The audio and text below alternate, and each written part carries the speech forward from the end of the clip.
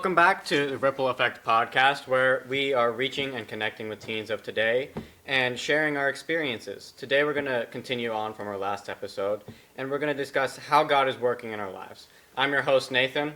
And I'm Ethan. I'm Luca. I'm Trey. And so, if you watched our last episode, we talked a lot about how God has formed our lives and how, how he was working in us in the past and how we came to the point we are right now.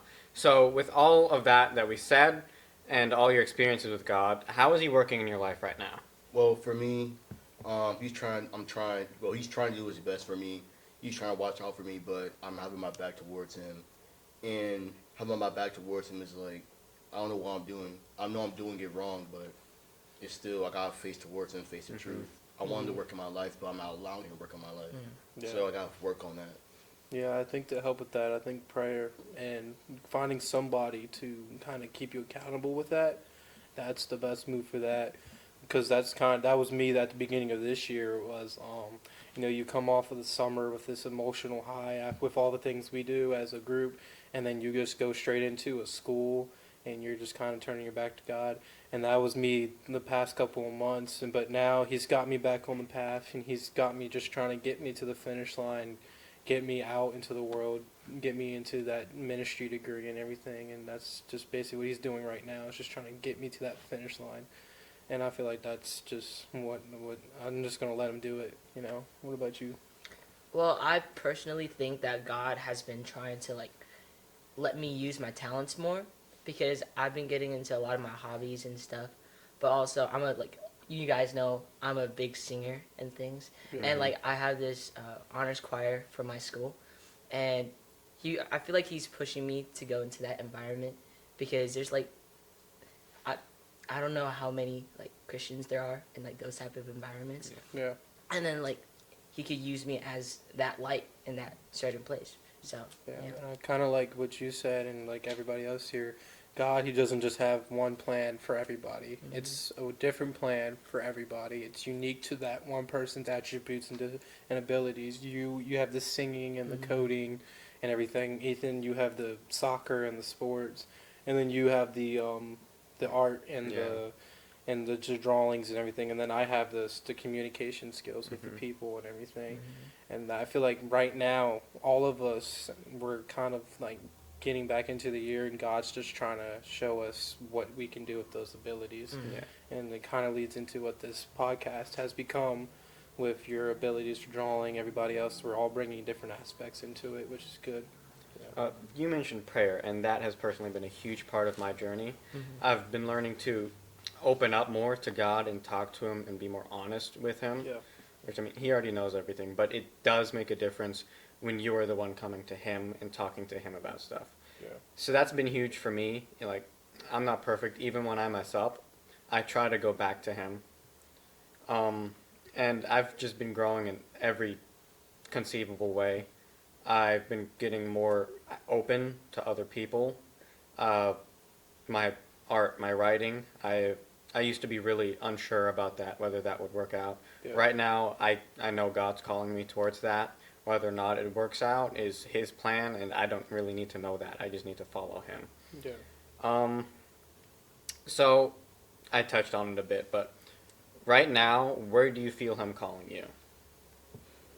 I feel like God's calling me to surrender. Mm-hmm. Not gonna lie, because I've been trying to take a lot of the issues and problems that I have in my day-to-day life and try working it by myself, and not actually relying on his power, on his judgment to actually fix the problem. Yeah. And when that happens, to truly surrender, that's aligning myself with God. And I think that's the ultimate goal that a Christian should pursue. So, surrender is a huge part of that. Mm-hmm. I remember, like I was saying, I was really unsure about my writing and where that would take me. Mm-hmm. And I think part of that reason was because I hadn't surrendered it fully to God. After I did that, I became much more productive. I finished first draft and then second draft of my book. And right now I'm working on the third one. But surrender is integral to that relationship with God. And that's really what you need to do in order to have that relationship. You need to surrender everything you have, and then he'll take what you have and make a path for you, a path forward, and he'll show you his plan, or at least part of his plan. All you need to know. Right now, for me, I've kind of already got past that surrendering stage, and me and Ethan are kind of in the same boat right now, where we're actually going to now start leaving and going into adulthood, and right now I think God's just trying to push both of us to that finish line, because me and Ethan, we've both had those moments of surrendering together and individually, and honestly surrendering, yeah, that is a good point, and I do think he actually is trying to push you towards that. I can see it in you, and I can see it through your actions. But Ethan, what about you? What do you see God's calling you right now? To be honest, I don't really know, because for me, I don't really know what God's pushing me towards too, because I've been moving back towards I was doing in my old ways, and I'm scared, to be honest, of what my future gonna look like.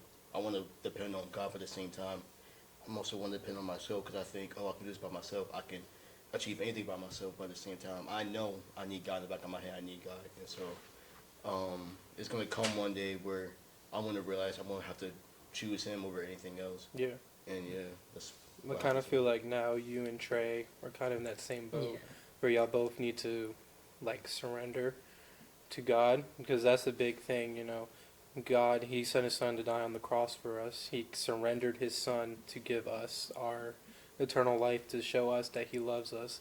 And I feel like right now He's calling both of y'all to surrender and just to go forward with your next steps. And you mentioned the future. What do you want to do? For me, I always have this idea that I want to go pro in soccer, but at the same time, I know with my skill level is probably not going to happen. So, I still have the belief I'm going to make it. I still have the belief that if I keep putting the hard work, if I keep trying to push towards my goal, then yeah, it's going to happen. Even if I have nobody behind me, I still got God, and I'm gonna still have that faith in God. But I know I'm gonna have to surrender to Him one day. Yeah. For me, I feel like I'm being called into creative spheres as a public figure. I feel like I'm being called towards being a writer and writing books that aren't necessarily Christian, as in they're not allegorical. Yeah. Like not more like a Lord of the Rings than a C.S. Lewis Narnia thing, where it interests enough people that I can then speak into their lives from my Christian viewpoint, rather than writing a book that's specifically for Christians with those themes run over. And I feel like He's just calling me into that space so I can then speak about my life and my religion and hopefully help convert some people. Yeah. I mean, for me, with the future, I've always thought it would be engineering, civil engineering, mechanical engineering, and then aviation. But I've struggled to find a way to incorporate a life with God within that. And so I kind of just went to prayer, and He then spoke to me and said, no, you're meant to go to ministry, study to be a pastor and everything. And that's what I've been kind of working on for the past couple of months and everything, is trying to go to a college where I can get that pastoral degree and just, you know, kind of see where that takes me and just kind of let God take me down the right path. What about you? Personally, I think that God's trying to lead me towards video game development. That's something I've been into like for a while, because I grew up in a family that plays a lot of video games and that works with computers and stuff. But to be honest, I don't know what God wants me to do, because I have a lot of interests and hobbies. Like, I want to go into mechanical engineering too, to satisfy my Iron Man dream, to build like suits and like cool things. So yeah. I like how you touched up on video games, because actually lately I've been looking for YouTubers who play video games, who are Christian, or Christian video games to play, and there aren't a lot of them out there. And literally this past week, I was thinking about, y'all ever grew up and like on Wednesday nights, you go to your church and stuff, and then like around 8 p.m., 9 p.m., you turn on the radio and it's Adventure in Odyssey with all the adventures. I've always wanted a game of that talk show, of that adventure naughty show, Yeah. because the things that they would talk about and the adventures they would go on, I'd be like, that'd be such a cool video game to play with. You know, it's going to be adventure. It's going to be like Elden Ring, just more Christian and everything. I'd be like, that would be so fun to play. We've got a whole bunch of those CDs at home. Yeah. Gabe listens to them now. Mhm. So, with all that said, how has God's help helped improve your life? How is His working in you? How has it made your life better? Well, for me, he's trying to help. He's trying to help me become a better man, become a better son, a better friend. I say there's a lot of things that I need to. Well, God needs to work on me, but I need to work on myself before I can present myself to God. Mm-hmm. And I think God's helping me a lot of ways by doing that. And what about you? Honestly, I might not be standing right here if God hasn't worked in my life. Because He's made me a much happier person and a much more outgoing person. So I might not even be coming to youth group. Definitely wouldn't have volunteered for this. So He's just made me more content. Even when things are bad, I feel a peace inside of me because of Him. I know everything's going to turn out all right in the end, and I'm like the ultimate end when He comes back and we all go to heaven with Him. That's just, He is a vessel of peace for me. Yeah. Even when I'm super stressed out, I just go to Him and ask for peace, and He's always there. Yeah, I love how you said that when you're in these bad moments, there's a sense of peace. Because for me, I probably wouldn't be even sitting here too if it wasn't for people that He's brought into my life and Him showing me the way. Because I've over these past years, I've just been struggling to keep my mindset right and everything. But He's brought people into my life and everything, and He's taught me how to be a better man, how to be a better son, how to be a better person to strangers and everything.